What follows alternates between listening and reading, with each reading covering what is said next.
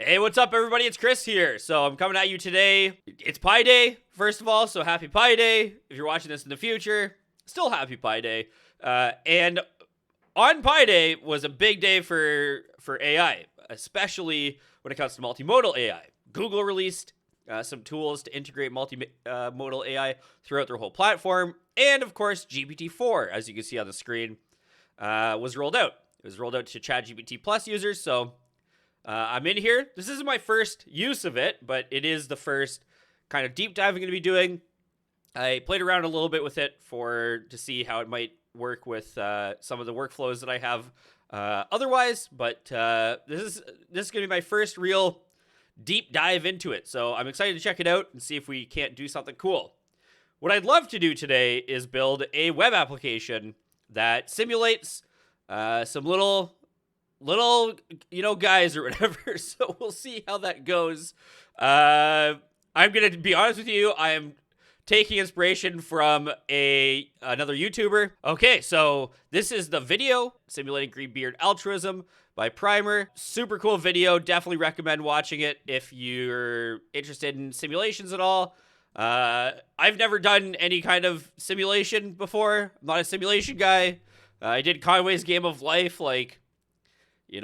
10 years ago or something now, but I'd love to do it in a web app. Just, have the ability to control the starting population, how many runs it goes for, and then report metrics about the runs afterwards. Similar to how Primer does it, I'd love to get this graph. Definitely not looking for this dynamic slider, but otherwise, yeah. So yeah, this is basically what I'm going to try to get GPT-4 to do. I'm going to be very hands-off. I'm not going to correct GPT-4. Just like from the OpenAI demo, if we get an error, I'm just going to go ahead and I'm going to paste that bad boy right back into GPT-4. So that's it. So let's see if we can do that. Okay, so we're back. I've got the prompt. I wrote it out. Basically, it will run a simulation for n days. It will simulate X individuals. Each day, they're going to go out to get some food. Sometimes there's a predator and they die. If the individual goes to a predator with the food, they die, as I just mentioned, sorry. At the end of the day, they go home, and if they ate, they got a 50% chance to spawn a new individual. And then we should track the overall population of individuals as the simulation proceeds. Basically, we should see this population explode, right? Anyway, so I also asked it to include a requirements.txt if it used any, Python libraries. So we have here that it did absolutely do what we wanted it to, ish. We didn't write any code for us. It kind of says, here are the steps you can create. Okay, fine. It's also using JavaScript, which is fine, but not ideal. And again, we get instructions like use JavaScript to display the chart image in the browser. All right. It's also using matplotlib. I wouldn't use matplotlib. I would probably stick to something like Plotly, which has dynamic updating in the browser. But let's see if we can't get it to write some code. Okay, so I've asked it to do this, and it has. So first things first, we got a requirements.txt. So let's hop over to our code, and we're just going to go ahead and make a requirements.txt. And I'm going to include the information that it provided. All right, cool. Okay, so we're going to go ahead and pop open the terminal for this. And we're going to kind of activate GPT-4 sim. And we're going to hit them up with the old pip install -r requirements.txt. Okay, so when we tried to install those requirements, we ran into our first error. So I'm going to go ahead and pop back over to GPT-4 and just paste that error in. Okay, and it apologizes for its mistake. Thank you very much, GPT-4. We'll head back over, and we're going to go ahead and try to rerun our requirements. And this time, it looks like everything's going fine. Okay, so we made those changes. We ran the requirements on text, and it looks like everything installed fine. Okay, so we'll go ahead and grab the code from our actual, GPT-4 prompt. We'll come back to our, our code here. Now, it has this in 2 different Python files. So we're going to go ahead and do the same. So I'll close this notebook for now. And we're going to go ahead and create a main.py. And we're going to paste our awesome code into there. And then we're going to create an app.py. And we're going to go ahead and paste our code in there. So it looks like that's all we need to do. If we head back to our prompt, it gives us these 2 commands to run. So we've got our front end and our back end. So we'll head back over to VS Code and we'll crack open another terminal. And we'll make sure we're in the right environment for this. And first command is just a simple unicorn command. So we'll go ahead and we will run that. Looks like it's running. And I will make a new terminal where we will run our Streamlit app. Again, we want to make sure that we're in the right environment. And then we'll go ahead and run it. Oh, we've got something crazy here. So let's go ahead and copy and paste this back into GPT-4. We're not thinking. We're not thinking at all. We're just following the instructions. Okay, it wants us to downgrade Python to 3.9 or downgrade the package to 3.2. So let's just do the second option. And let's do that. We'll go back over here and we'll go to our requirements.txt. We'll let it keep running while we do this. Go back to requirements.txt and we are going to go ahead and do a pip install-r requirements.txt. We're going to let it run. And then we're going to try to run that Streamlit command again. It looks like it's going. Okay, and now that that's running, we're going to head back to our browser, and we are going to go ahead and navigate to localhost 8501, which is where this is running, just due to the nature of my setup. I'll zoom out a little bit here so we can see it a little bit better. So we have some stuff. We have number of days. We have number of individuals. But what's going to happen if we click this Run Simulation button? Nothing to do with try. An error occurred while running the simulation. Well, let's head back to our VS Code window and let's check the simulation. We get an unprocessable entity error. So let's go ahead and copy and paste that into our ChatGPT window here. Okay, so we paste in the error and we get a response. It's basically telling us that or why this error, what this error is, and it's saying what we could do. And it says if you're unable to resolve the issue, please provide the relevant code snippets and I will help you. I mean, again, we're not here to think. We're here to build this simulation. So we're going to head back to our code and we're just going to paste in the main.py. Okay, so I went ahead and I pasted the code snippets plus, asked it or told it what was going on, as well as added the app and then asked for its help, and it gives us a likely explanation. And again, we're not here to think, so we're just going to go ahead and throw this in. It looks like this is everything that's changed, so we'll just go ahead and change that. So that goes down to here, so we'll just do this, boop, and save that. Because of the fact that it used the unicorn, I'll just scroll up quickly here. Because of the way it ran the server, which was here, this reload flag means that whenever we save, it's going to automatically reload. So thanks for helping us develop quickly GPT-4. Okay, so that should have fixed the backend. So we'll head back to our Streamlit application, and we're going to go ahead and just click Run Simulation again. Okay, so we got another error. This time, the error was image export using the Kaleido engine requires the Kaleido package, which could be installed using pip install u Kaleido. Now, of course, we could use our brains, and we could determine that what we need to do is install a package, or we could just slap the error into GPT-4 and see what it says. The error is caused by missing the Kaleido package, which is required for exporting plotly figures to static images. So it's just going to say pip install Kaleido, restart the fast API search. Yeah, okay, fair enough, but won't this happen every time? So don't we need to do something else, right?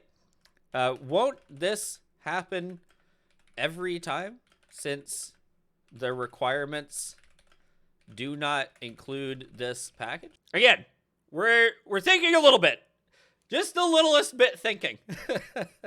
So we're going to go ahead and follow its updated instructions, which is to include this in the requirements.txt. So I'll go ahead and do that now while it continues to spit out the rest of the requirements.txt. We'll just add it here. And I'm going to go ahead and stop the backend. I'm going to run our pip install -r requirements. And we get Kaleido. Everything else should be good. And let's rerun that server. Let's head back to our front end. And let's run it. Oh, interesting. Population over time, 100. Days, 100. The population never moves. That doesn't seem right. That doesn't seem correct. You know, we haven't thought for 1 second, but it seems likely that the population shouldn't be completely static. You know, let's go back to the code and tell it the population in the simulation didn't move at all. Is something wrong? Okay, so our population was totally flat, right? Surely something should happen. If we look at the code, we see that, you know, we're not thinking about the code here. We're just looking at it, right? We see that there is this predators, and we see that there is some predators check. So surely the population should move at all. We also know that the population should just grow infinitely if there's no predators. So I just told GPT-4 the population in the simulation didn't move at all. Is something wrong? And it says, yes, there's a bug in the simulation code. The issue is that individual variable is not being updated in the population array after checking the predators are performing actions. To fix this, you need to update the population of... You know what? I just believe it. We're not here to think. You know what we're here to do? We're here to run code. So I'm going to go ahead and just add the changes that it made. We're going back to our app, and we're going to hit run. An error occurred. Well, what the heck? We go back here. We're back to this unprocessable entity. And I mean, we could see that was going to happen. Again, if we were thinking at all. It didn't, in the updated code snippet that it provided us, it didn't take into account the fact that we had changed the way that we're getting this information. Okay, so now that we tell it we got that, hey man, we got that 422 error again, right? It gives us another solution, so let's just try that. Thanks, ChatGPT. We're going to go ahead and head back to our simulation.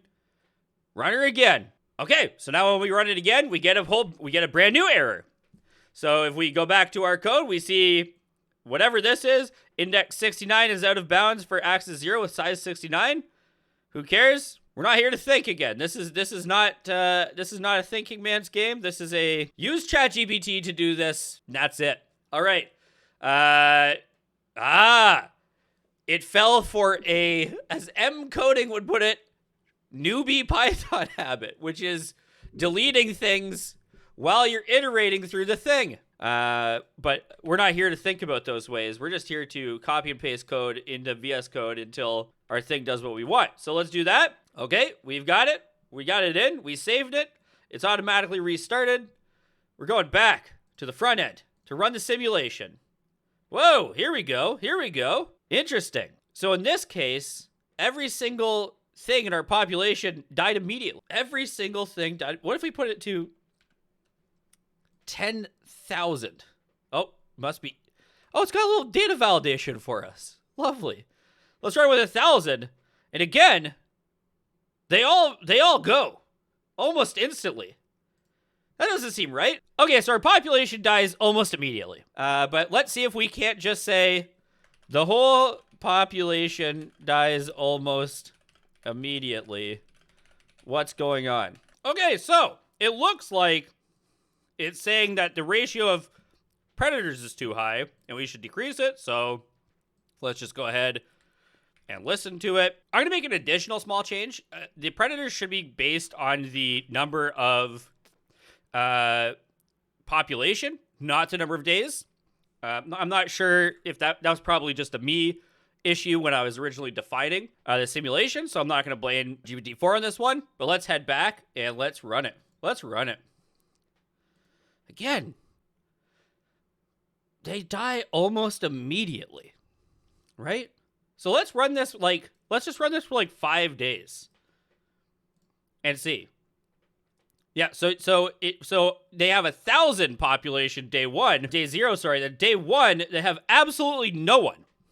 So let's again, let's say I made that change, but the whole population dies out on day 1. What is going on here? Okay, well, hey, you heard it. So we asked it what was going on. It said it's complex. Give me the whole code. No worries, GPT-4, here's the whole code. Okay, so it gave us an answer, which to me is unsatisfying. Basically, it said that the, if the population all dies, stop the simulation. We're diligently not thinking, though. So we'll head on over into our code, and we will just, boop, put it all in. Again, we're not busy thinking today. Left, we'll go to our app, we'll run it, and we'll see that indeed it only plots day 0 to 1.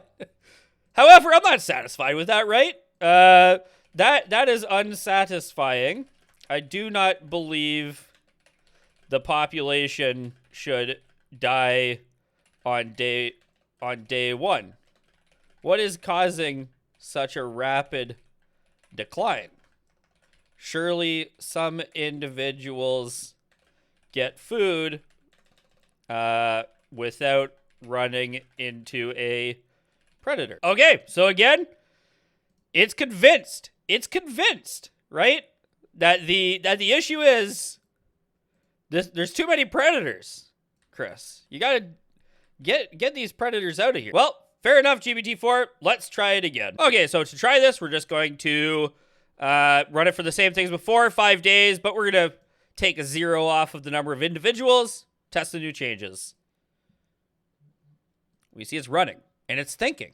Something's happening. Something is going on. Immediately, this is taking a while. While this is running, let's just think for a second about the code, right? So right away, we kind of have nested for loop situation, and we also have a while loop in one of those for loops. We're an infinite loop town, right? Something is not finishing. My guess is this while loop. I'm not thinking about it, but I'm going to tell the bot, GPT-4, it got stuck in an infinite loop. Okay, so we explain what happened, and GPT-4 kind of addresses what's going on, so we're very happy about that, and we go ahead and we copy and paste. We head back over to VS Code. Looks like this is just the whole code this time, so we go ahead and Control-A, Control-V. New code in. We're shutting down the infinite loop. We're rerunning the application, and let's head on over to Streamlit and run the simulation. Whoa! Whoa! We're getting somewhere. Look at this. That's kind of what we expected, right? We have the population going up. Okay, so it looks like it's working for 5 days. However, our population's kind of like ballooning here, right? It's a little insane. Let's try running it for 15 days and see what happens. This is starting with 100 individuals. So let's just see. It's taking a little while, and we get, whoa! More than 40,000 individuals.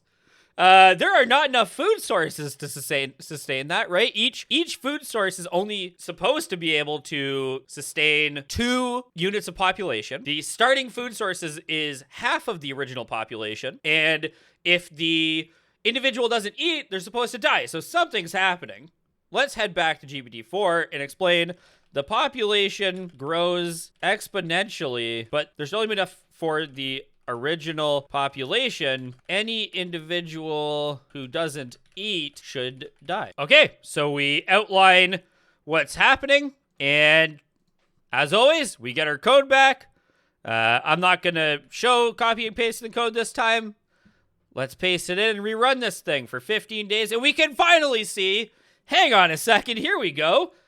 Some fluctuation, right? It makes sense. Okay, so we got some, the population rises and falls and rises and falls. Let's run this for, 30 days. Let's see what happens. Run that simulation. Okay, we see we're stabilizing around the 150-ish mark. Let's see if we can't add a trend line to this graph to see what approximately the population is over time. Can you add a trend line to the graph once it has completed running that shows the average population over time? Okay, so we ask GPT-4 to add a trend line for the average population. It updates our code. We paste it in. We come back. We run the simulation. And we get a nice little average population trend line. Do I love the colors it shows? No, doesn't matter. Also, no. As you can see, our population stabilizes about the 150 range, which makes sense. We have a 50% chance to create a new population every time they come home after having eaten. And though a lot of those individuals will die off, it makes sense that it stabilizes around 150. As we increase our number of simulations, we should see that number kind of lock in. If we go up to 1,000 days of simulating, which is going to take a little while since the code that is written is not very efficient, we can see that absolutely we lock in pretty much on the money at 150. So that's great. I think probably the predators are a little bit too low now. So I'm going to say, there should be 1 predator for every 5 individuals. I'm going to ask it, can you modify the code to include 1 predator for every 5 starting individuals? And can you please only output the lines that need to be changed? Thanks. You gotta be polite to the AI, right? That's it. If you're rude to the AI, it will be rude to you. Maybe. I'm sure. Probably. So yes, it gives us some code. We're going to go ahead and we're just going to pop that in. And we're going to do the old thing where we run the simulation. We're going to go back down to 50 days. We're going to run the simulation.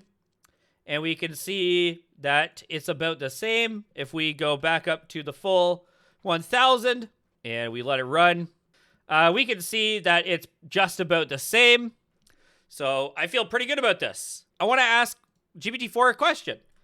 Is there any way, leveraging any Python library you wish, that you could make this code more efficient? That's a very general and broad request. So I'm not sure what to expect from this. I see that it's going to make an attempt, so I'm very happy. But I'm not quite sure. Again, this is a loosely defined request. Make it more efficient. Well, we didn't tell it how to make it more efficient. And already it's straight up. It's going right back to the nested loop. So I'm not certain how efficient it's going to wind up being. But hey, let it do. Okay, so straight away, it's telling us that it's leveraging NumPy's vectorized operations, and that's awesome, and you love to see that. However, it says, it might not be as efficient using purely vectorized operations, so I'm just going to ask it, is there any way to rewrite this code to use purely vectorized operations to remove the loops entirely? Okay, so it can't remove all of the loops, and it provides a reason why it is harder to remove those loops than some of the others, but it does remove that inner loop, which is awesome. So let's see if it works. We see that it did write more code, and the code does have one less explicit loop, and that's lovely. But let's see if it works. We'll try with the 1,000-day simulation with 100 pop. We'll click run, and indeed, it is very quick. However, the population dies off almost immediately. So let's look at this again. And we see here that it's not literally dying off immediately this time, which is great. What happens if we start with a population of 1,000 individuals? Same shape, and let's see if we go out to 10 days. And we're getting kind of very, if we go to, say, 50 days, the population gets very low very quickly still. So let's ask the population now dies off very quickly, unlike before where it reached some stable population. Also, could you update the population filled line chart to be green and the average? Okay, so we asked it to, or we explained to it the issue that was going on. We asked it to, change some of the styling, and let's see if it did both those things at once. So we'll run the simulation. And I'm not certain if it worked. If we go down to, let's say we go down to 5 days again, we see that the population nosedives off a cliff almost immediately. And I believe that this is no longer a trend line, but printing the average population over the whole time period. So let's come back to ChatGPT, ask it to fix those things. Okay, so again, we've requested some changes, and it has provided some answers. It should have made the change to our trend line, and it just says the population should also stabilize now, as well as the population should reach a more stable state. So while we're definitely on the not thinking train, the fact that it's not providing us much context is slightly troubling, but we'll see what happens. So let's just run it again. 1,000 individuals, 100 days. Okay, and we do see the population. We do see that working, right? So we see the average population, and we see the trend line following an actual trend line. Let's run this for 1,000 days. And so we kind of see this very steep drop-off of the population. If we kind of zoom in to 10 days and run that simulation, we can see like it nosedives on day 1. So if we zoom into 5 days, we can see that the population is still like totally nosedives by half right immediately. So I have a sneaking suspicion that we're not letting 2 individuals eat from the same bush. So I'm gonna ask it. Okay, so we asked it to ensure that there's 2 individuals allowed at each food source, and to only provide the lines that need changing. And it gave us the lines that needed to be changed with the lines that needed to be changed too. So I'm going to go ahead and I'm just going to update that. So again, I've made the change to the code. Let's head to the front end and see what happens with 5 days.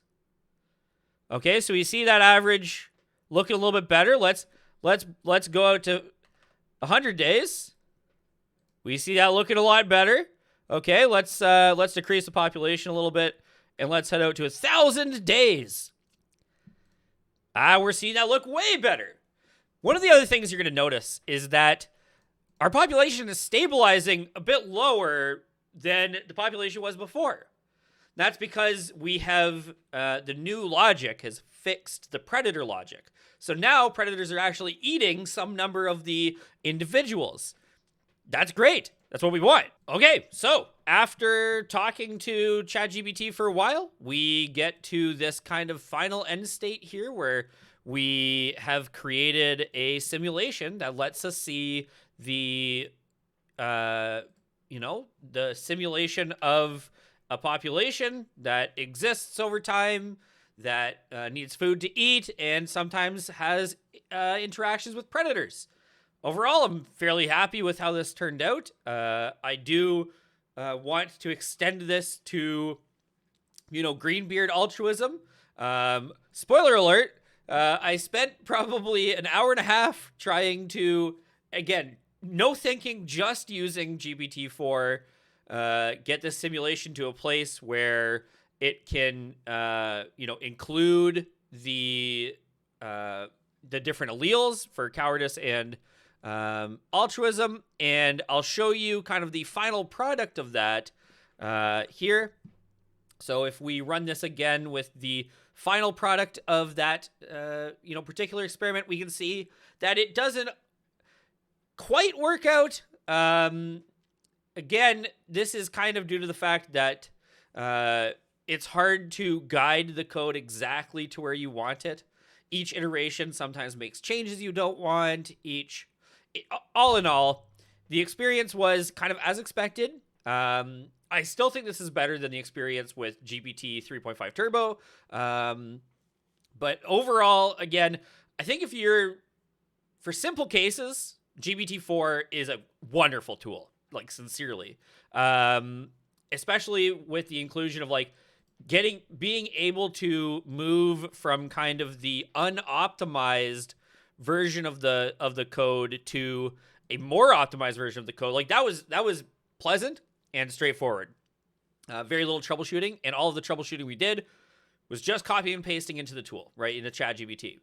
However, I will say that once you kind of start getting into the weeds, or you need to modify an existing project, it kind of loses its bearing, and that's why, you know, as much as I encourage these tools for things like boilerplate or working on simple projects or getting yourself started, when you start to add complexity, GPT-4 starts to fall behind. So, yeah, I mean, that's my experience. I hope you guys enjoyed the video. It was a lot of fun.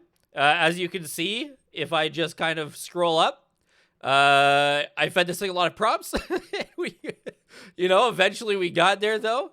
So starting from here and kind of getting to this, which is not like the most wrong. It's not correct. It's not correctly modeling the interactions. And my prompts, I'm sure, could have been better as well. But yeah, overall, pretty fun kind of thing to do. I enjoyed it. Hopefully you guys enjoyed it, and we'll see you in the next one.